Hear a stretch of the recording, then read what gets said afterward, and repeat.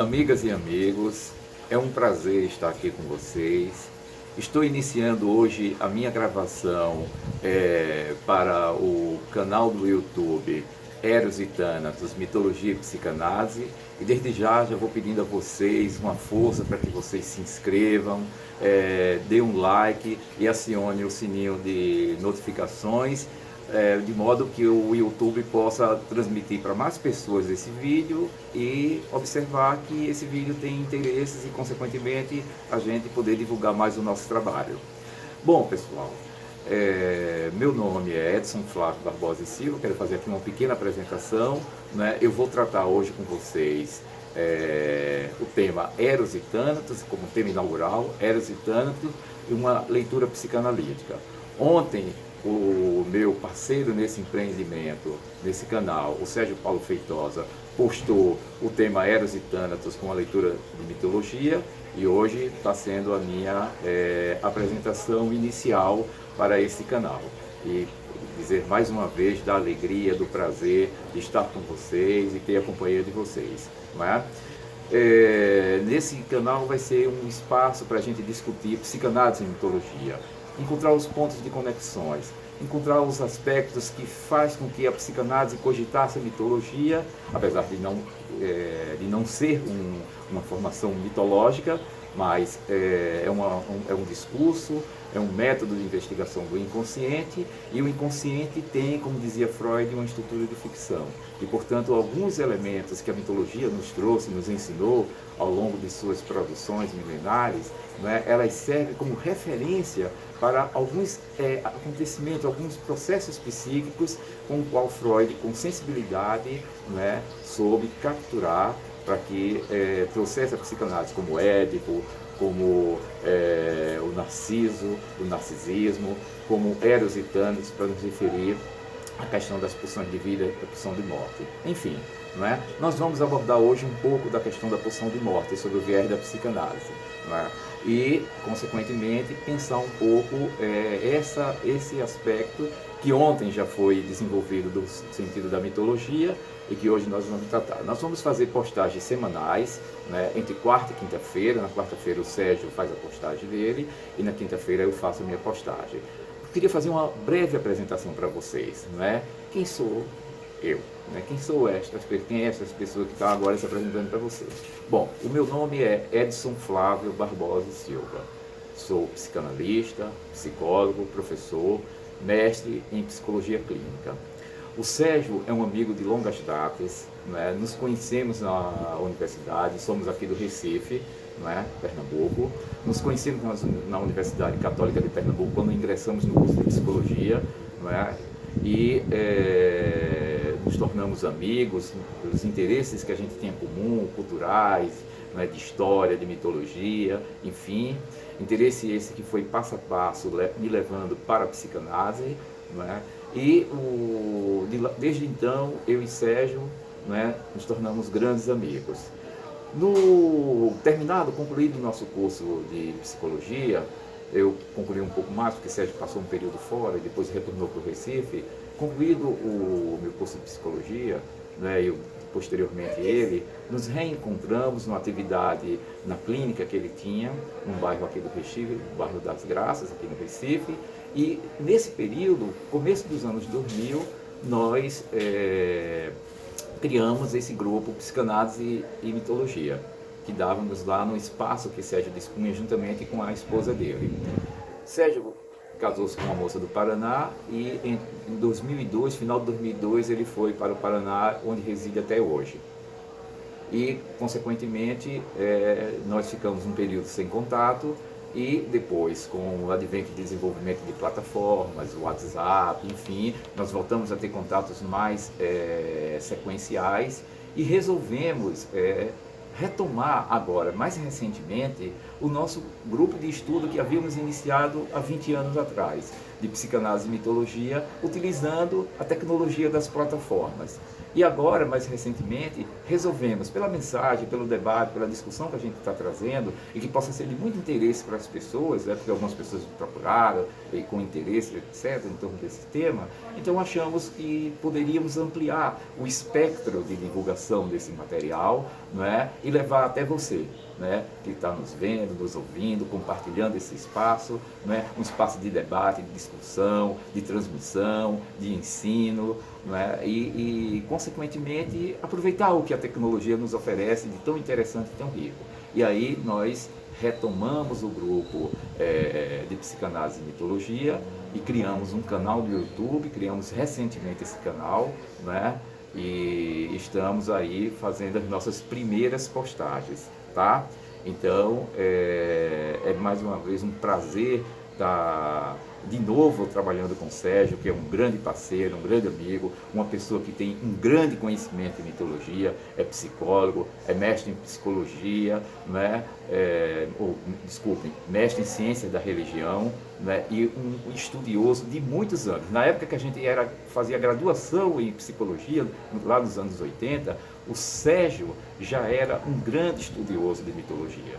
E hoje, com o seu desenvolvimento, amadurecimento, né, o seu aprofundamento desse conhecimento tão rico, né, e tão fundamental e ilustrativo para a compreensão humana, como o Sérgio colocou na postagem dele, o mito fala de vários eventos humanos, várias coisas que diz das nossas subjetividades, das representações sociais, culturais, históricas. Portanto, o mito, mesmo a narrativa ficcional, né, no entanto, ele se constitui na forma de metáforas, e essas metáforas, elas alimentam muito de uma compreensão da representatividade, da subjetividade humana. Não é? É aí que foi o interesse de Freud.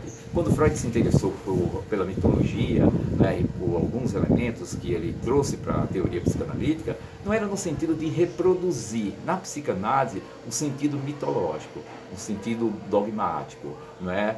Não, de modo algum.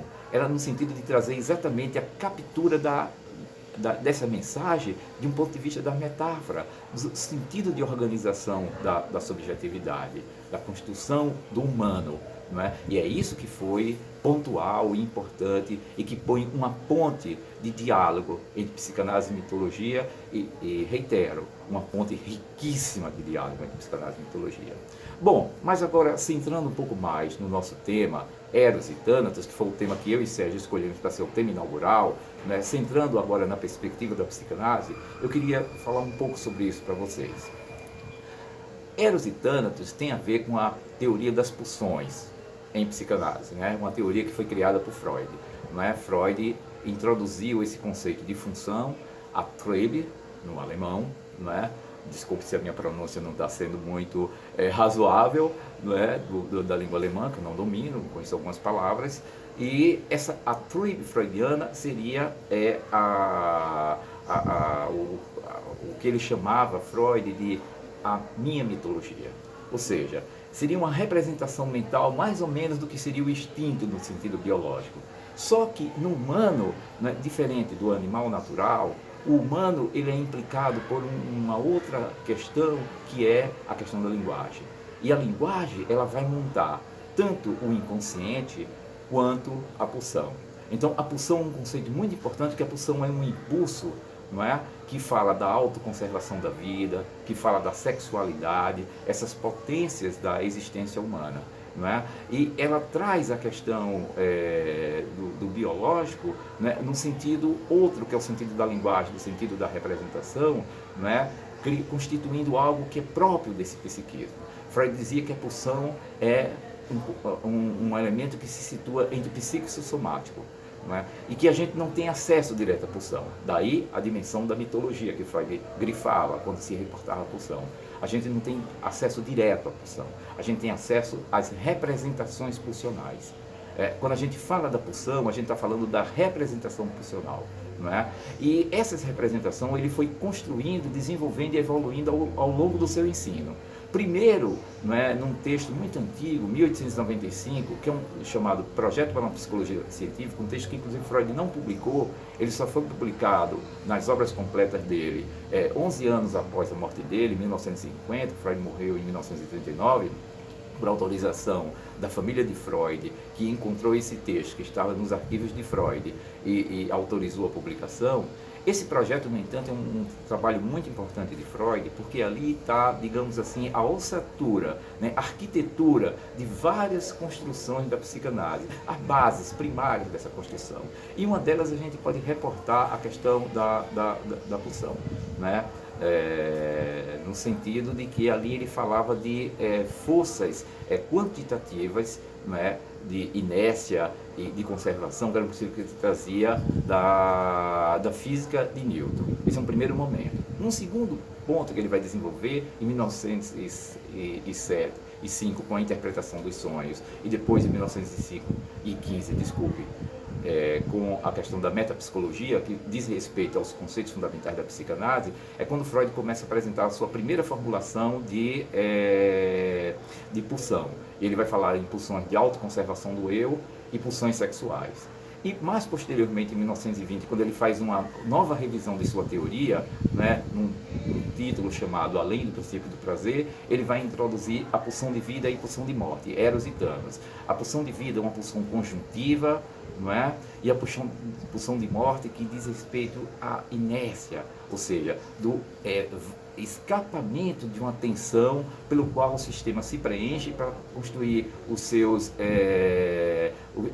efeitos de vida, a produção dos materiais, dos conteúdos da nossa mente, nessa tensão que as pulsões vão constituindo, mas uma tensão que precisa de equilíbrio, de homeostase. Então a pulsão de vida e a pulsão de morte diz respeito exatamente a um preenchimento de tensões, que é o caso da pulsão de vida, e os derivativos das nossas funções, as mais diversas, percepção, consciência, enfim. E a pulsão de morte diz aquilo no sentido de diminuir uma tensão para um nível zero, para que essa tensão possa ser melhor distribuída. Como a gente não pode ficar no nível zero, porque as exigências da vida exigem um certo nível de preenchimento, a pulsão de morte vai ser aquilo que vai dar, juntamente com a pulsão de vida, como a dialética, ela vai dar um equilíbrio. Então, quando Freud se refere ao mito Eros e Thanatos, é para se referir exatamente ao caráter paradoxal que havia nessa expulsão. Eros é representado como uma criança, como o Sérgio falou ontem, uma criança que está sempre renovando a questão do amor, que usava um arco e uma flecha.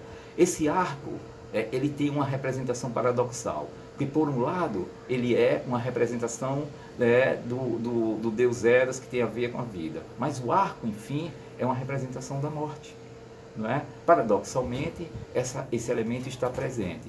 E a pulsão, que no primeiro momento Freud falava em classes pulsionais como se fossem duas pulsões distintas, posteriormente Freud vai dizer que a pulsão ela é fusionada. É como se fosse uma folha de papel, que tem frente e verso. E elas são, cada uma tem uma singularidade, mas no entanto elas estão sempre juntas. Então não existe duas pulsões distintas, duas classes pulsionais distintas. Existe uma pulsão que é fusionada e o significante e a linguagem é que vai dar o registro de ser pulsão de vida e pulsão de morte. Bom, com isso eu encerro o nosso primeiro vídeo, nossa primeira postagem, e nos próximos encontros a gente vai desenvolvendo mais esse tema da pulsão. Muito obrigado, um grande abraço e lembre de dar o like.